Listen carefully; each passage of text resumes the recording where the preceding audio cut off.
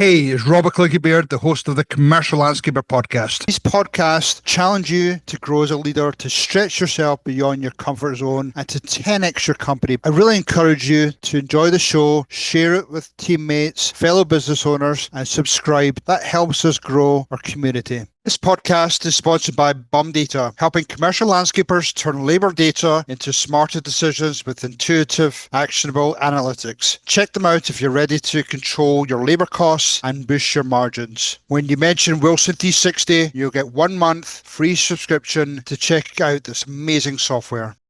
Hi, this is Robert Clickybeard with the Commercial Landscaper podcast. Really excited today to be joined by a fellow Arizona resident, Chase Farris. Welcome to the show. Hey, thanks for having me. We talked obviously a few weeks ago, and glad we got you back on, but love you to just talk about you, your background, a little bit about your company, just to kick us off, please. Yeah, absolutely. We're a third generation commercial landscape company out here.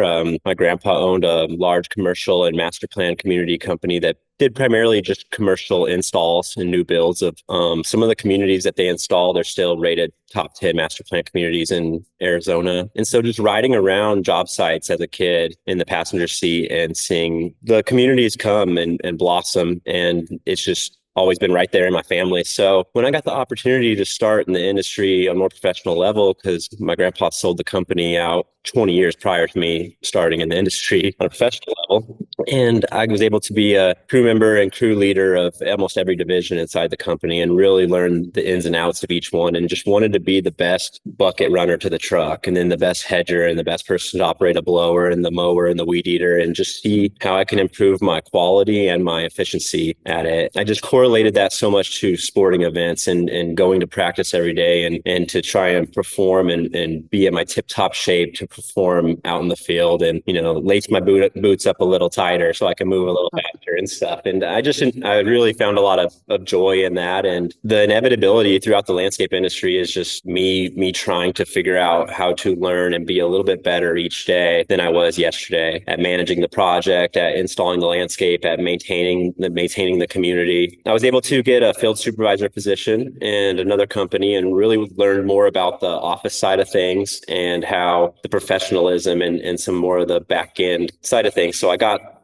all the field experience and then a lot of the office experience and became director of field operations. And it was weird how it kind of spiraled. I ended up leaving the company and going to Chandler Gilbert Community College for business management. And I had my truck and trailer and would just do little yards and stuff on the weekends and out around school and working another part-time job. And then just ended up getting my contractor's license in LLC and just doing a couple of jobs. But then I was like, all right, if we're going to do this, we're going to do that. And I really wanted to label out what kind of landscape company we were going to be. We're going to be a commercial only and master plan community, HOA community, industrial, no residential. We're going to start by building our reoccurring commercial maintenance clients. So we got our first client. It was $330 a month. And we had fixed in yards around it to go do a couple yards and cleanups and stuff. And they would always ask us to do the residential maintenance. Oh, no, we're going commercial only. Appreciate the opportunity, though. And very clear on that. And then we got another job for about $400 a month and another one for $300 a month. And, we're almost to $1,000 now. We're almost to $1,000 in monthly reoccurring maintenance at that time. And so it started shaping up of the company that I kind of had the vision for the past year prior to. I'd already thought of the name. And by NexGen landscaping, this doesn't mean a third generation landscaper. It means next generation practices and policies and a next generation environment for people to come to work at. And we try to follow industry standards as much as possible. So it's not an opinionated landscape company. We try to align with industry standards as much as possible. We're a part of Arizona's local landscape contractors association, ALCA, as well as national level for National Association of Landscape Professionals, NALP. Arizona Association of Community Managers. I have 4 team members at the AACM golf event right now, networking and enjoying their time with fellow people in the industry right now as we speak. They're probably on the 9th hole, I imagine. So really just trying to establish ourselves in the community. We have a ton of work to do to continue to get there. We now have just over 20 employees. We have doubled our gross revenue each year in business so far, just under double. We're not trying to lose our touch of striving to be one of the most communicative service companies in the commercial industry. We feel that communication is just kicked to the wayside. Communication to the clients, communication with employees, with the vendors, continuing education aligns right there with that communication and being aligned with industry standards and aligned with the times and evolving with technology and AI as well. And we've had a blank canvas to be able to found and create this company on of elevating the industry, increasing communication, increasing technology, increasing automation, increasing the flow of things while not losing the touch of the old generation work ethic and character and integrity of the industry. So many questions for you. Obviously, I know Arizona really well. Those summers are pretty brutal. So, the fact that you experienced working with your dad's company and still came out of it wanting to get back into landscaping is really interesting. And people that don't know, I mean, temperatures 15, 110, 120 during the summer. I would say most crews are probably starting 5:30ish in the morning. So it's definitely a different type of landscaping. And the pressure's on during the summer when irrigation goes down. What was I suppose the really piece that motivated you to get into that business? I think the camaraderie and the feeling of it always being a sporting environment, as far as my discipline at home, I got to hydrate at home to be hydrated for the next day in the field. And so I'm preparing my body to go into that heat. I always look at the positive in things. So when it's 65 degrees outside in December and everybody's locked in their temperature controlled office, we're enjoying beautiful weather, And so, yeah, we have to go through the months of the heat and making sure we're hydrating ourselves and taking care of our bodies and my grandpa always said, set a pace. You got to set a pace. You don't want to come out gung ho at 7 a.m. and be done by lunch. You got to set that pace that's going to be able to push throughout the day after lunch into 2 o'clock in the afternoon and into tomorrow, into the next day. And consistency there. Yeah, and that's I think one of the beauties of working with the Hispanic community. The workers are such hardworking people. They just have that slow and steady pace that keep them going all day long. To that 2 o'clock until they finally check out. So a lot of credit to that. Yeah, I think some of it's perspective too. Their perspective and their mentors are probably their older generations of their family that have said, hey, you just got to go out there and work, and you got to go out there and do it, and especially for someone that needs to make ends meet and needs to support a family and comes from no food on the table, they got to go out there and make something happen. And that doesn't mean destroy your body in the process in the heat and not take care of yourself, because you need to get the proper nutrients and proteins in your body to function properly. Yeah, 100%. Now, another piece, you talked about a lot of companies when they start off, they immediately get into the residential because it's a lot easier to get into, neighbors, friends, family, picking up some houses. But, your focus was straight for the commercial, which, definitely a tougher, market segment to get into. What was your main reasoning behind that? And what were some of the obstacles you faced when you first started? Yeah, I feel like there's just a whole lot more of a scalable platform in the commercial industry than the residential. We do things by the book with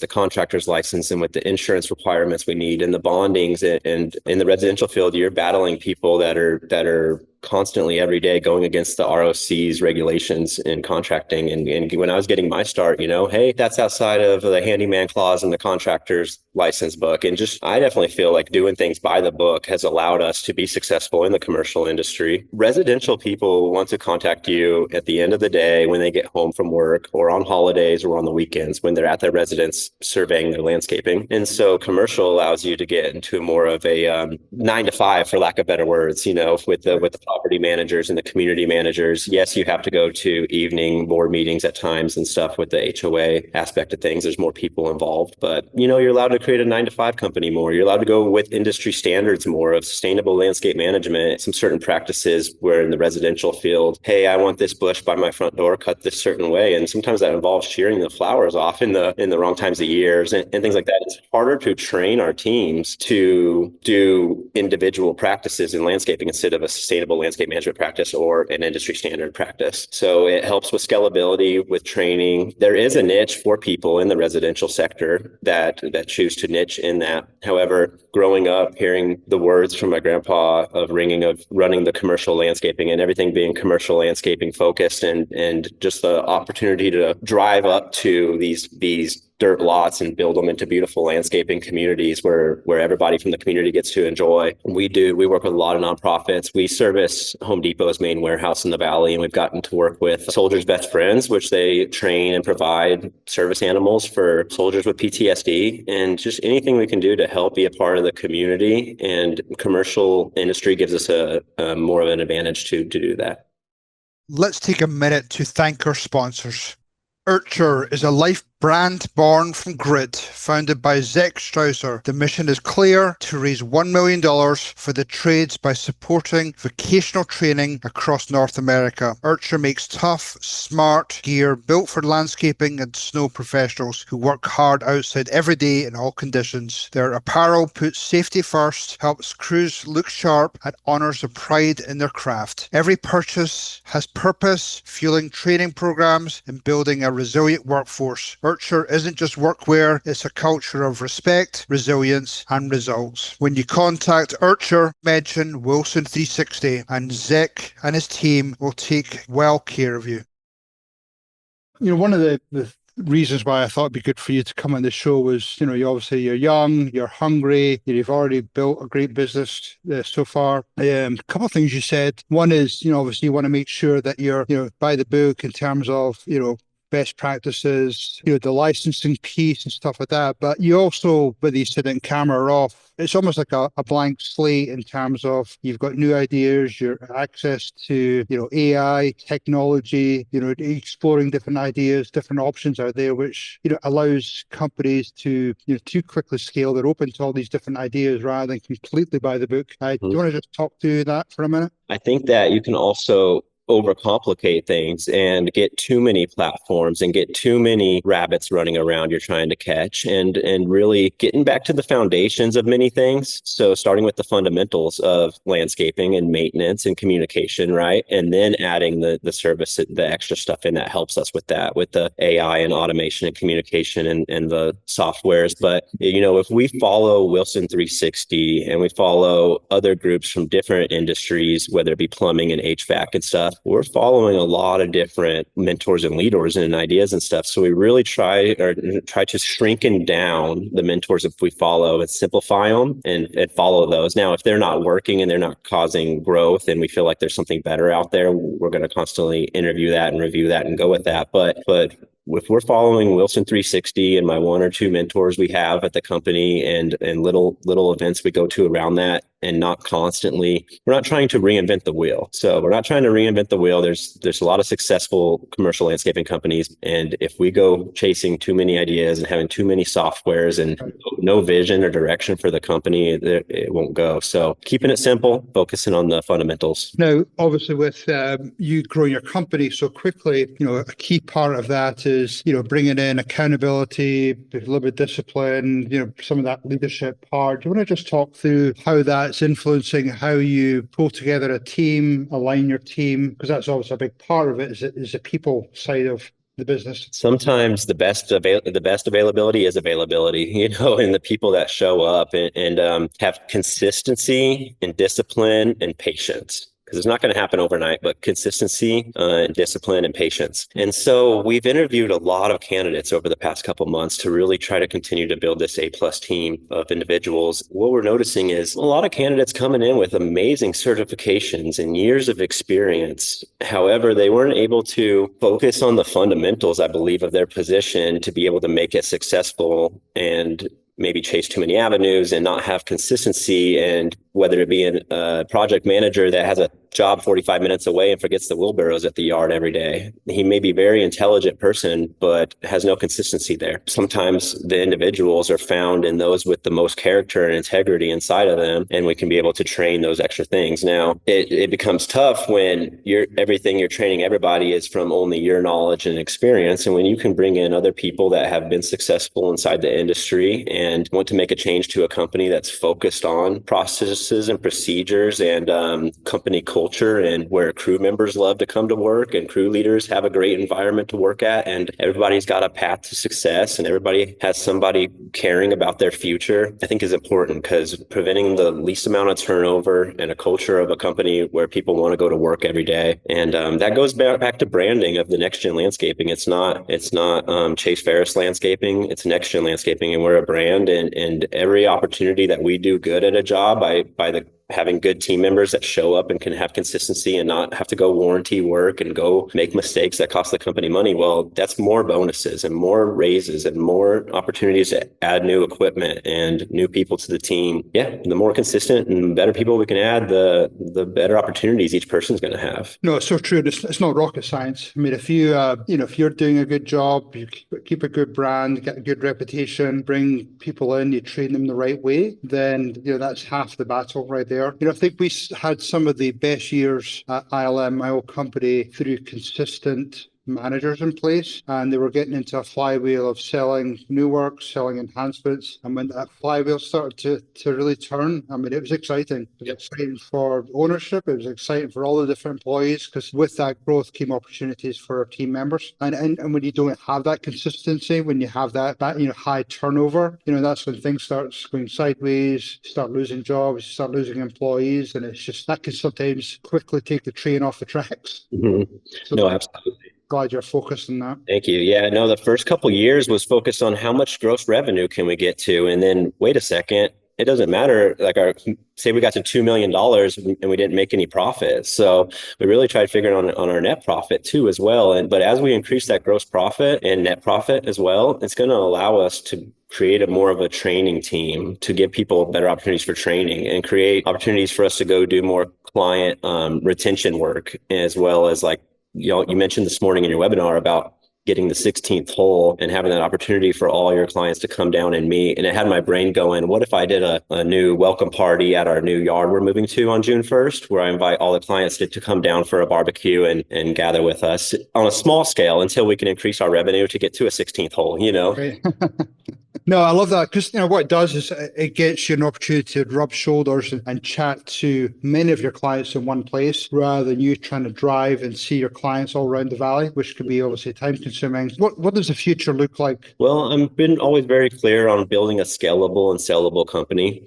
So everything we do is, how can this be scalable? Can we add people in and continue to scale this? Or do you and me always have to hand a piece of paper back and forth to make this work? And utilizing our CRMs, utilizing our platforms, having a year-at-a-glance calendar to always plan our parties and plan our events, and really have everything become reoccurring in the company. Reoccurring client checkups, reoccurring client visits, reoccurring car washes on the vehicles on the same day and same time every time, of making sure the equipments are clean. Just as soon as everything can be set up in a reoccurring manner, we'll continue to become scalable and sellable, and focus on building a culture where good people around. And I might stick around for the sale, and I want to roll the sale into another private equity run, or whoever chooses to buy it, and it provides more opportunity for every team member to grow to new positions, and as we can merge with other companies, or we do hope to growth by acquisition over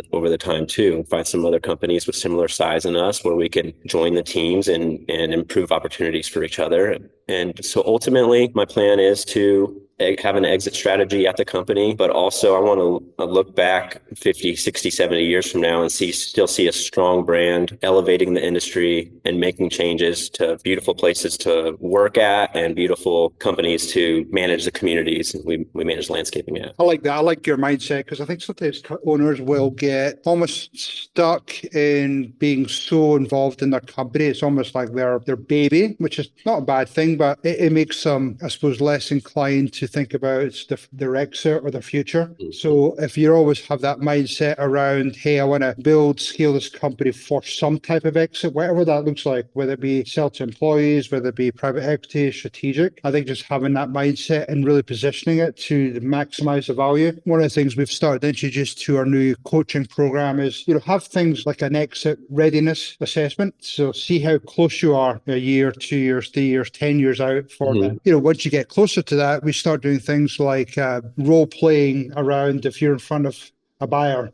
what does that look like? How ready are you? How can you answer the questions best? So again, the whole goal is to try and maximize the value of your business, but also then ideally, can we maximize the value when you go to sell? It might be a difference of a half a point or a point. Absolutely. So the more we can multiply our EBITDA number, obviously a better sale right there. And I think that we've been constantly trying to clean up our numbers. When 2.5, 3 years ago, we were approached by a private equity firm, and they said, we would like this documentation. We want to know how each division did. We want to know how much recurring revenue you have, how much you project for next year. We want to know all these different things that we didn't have at 2.5, 3 years ago. So getting the right softwares in here, getting the right bookkeepers in here to know our numbers, make accurate decisions based off of that, is just all those things that are going to keep making our multiplier, I think, more valuable, especially when all the processes are written down and all the passwords are stored and saved in a proper password doc. And there's no confusion of where's this and where's that. And when we're constantly prepared for that sale or prepared for that proposal. As we wrap things up here, any advice you'd like to give to, maybe some of these up and coming companies, maybe they're still at that 500,000, $1 million, $1.5 million, and they're still trying to,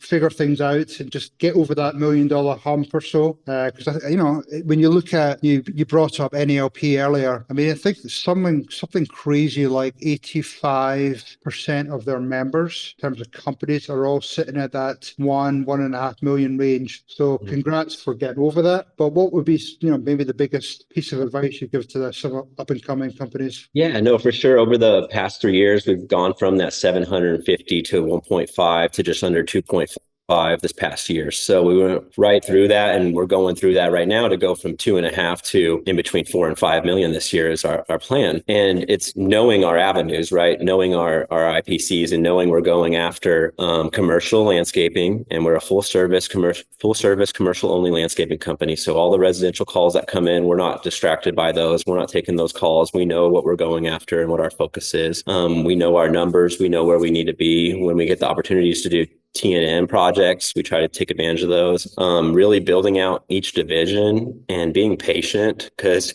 you want them all to grow overnight, and they all need time and effort spent in them. So irrigation department, we set up not to exceed irrigation audits on 75% of our commercial properties, where once a month, every single property has a schedule ranging from $350 to $1,000, where we go in and repair anything up to that amount with before and after photos of every single repair. And so that strengthens our irrigation division. Now going and strengthening our maintenance division, adding the great account managers in it, and trying to get yourself out of that focus, and so you can focus on working on the business instead of working in the business. But really stepping back, sometimes, I want this to grow and all these things to happen overnight, but we need to step back and say, okay, what's happening? Put ourselves in the shoes of each worker and of each client, and really look at things from a different perspective. Because when we're just looking at it from our perspective, it's hard to gain a good outlook on everything. And so looking at it from everybody's perspective of when they get the first call, how their account managers treat them, how the account managers work with the crew leaders, how they roll out of the yard in the morning. Are they in uniform? Are they organized? It all starts at the yard right there. How everything's happening and how the processes are playing out. So, it's so easy to get caught up in wanting to chase everything and do everything, but consistency, discipline, and patience to be successful. Chase, if anybody wants to get in touch with you, just to maybe pick your brain and get inspired by you, what's the best way for them to do that? Yeah, any of our Instagram channels at NexGen Landscaping is also my personal email, and my LinkedIn is Chase Farris at nexgenlandscaping.com, NEXGEN, and it's Farris, FARRIS. And I'm happy to talk anytime. And we're trying to continue to elevate the industry. So that also means working with other commercial landscaping companies to just improve the overall industry. Awesome. Chase, thank you for your time today. Really appreciate it. Hey, thank you so much. Have a great one. Okay, cheers. Thank you. Bye-bye.